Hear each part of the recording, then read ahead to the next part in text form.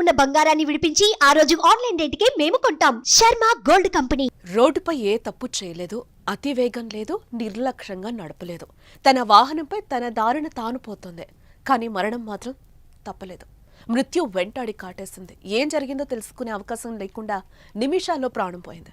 శ్రీకాకుళం జిల్లాలో జరిగిన ఈ రోడ్డు ప్రమాద తీరు, ఆ ప్రమాదంలో ఉపాధ్యాయురాలి మరణం కలిచివేస్తోంది.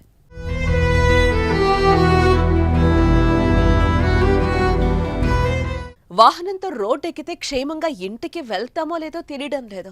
మనం ఎంత జాగ్రత్తగా వెళ్తున్నా పక్కవారి నిర్లక్ష్యం, అజాగ్రత్త, అతివేగంతో వారి ప్రాణాలతో పాటు రోడ్డుపై మిగిలిన వారి ప్రాణాలకు ముప్పు తెస్తోంది. కొన్నిసార్లు దురదృష్టం కూడా వెంటాడి ప్రాణాలు పోతున్నాయి. ఇప్పుడు శ్రీకాకుళం జిల్లా కోటబొమ్మాలి మండలం పాకివలస గ్రామ సమీపంలో జరిగిన రోడ్డు ప్రమాదంలో కూడా ఉపాధ్యాయురాలు దురదృష్టంతో ప్రాణాలు కోల్పోయింది. తన ప్రమేయం లేకుండానే జరిగిన ఈ ప్రమాదంలో స్పాట్లోనే చనిపోయింది.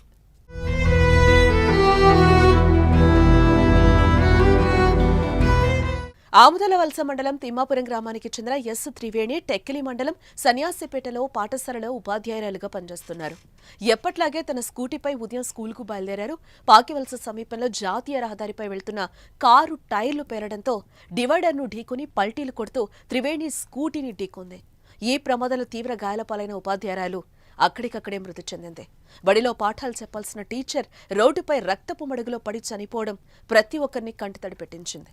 తన తప్పు లేకపోయినా ప్రమాదానికి గురై ప్రాణాలు విడవడం కుటుంబ సభ్యులే కాదు, స్థానికులు కూడా కంటనీరు పెట్టుకుంటున్నారు.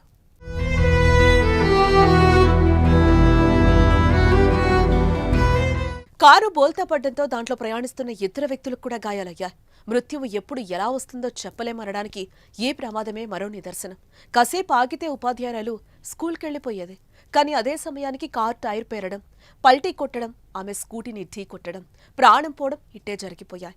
ఇలాంటి ప్రమాదాల కారణంగా ప్రాణాలు పోవడం కాదు, వారిని నమ్ముకున్న జీవితాలు కూడా రోడ్డున పడుతున్నాయి. రోడ్డు ప్రమాదాలపై మీరేమంటారో కామెంట్ చేయండి.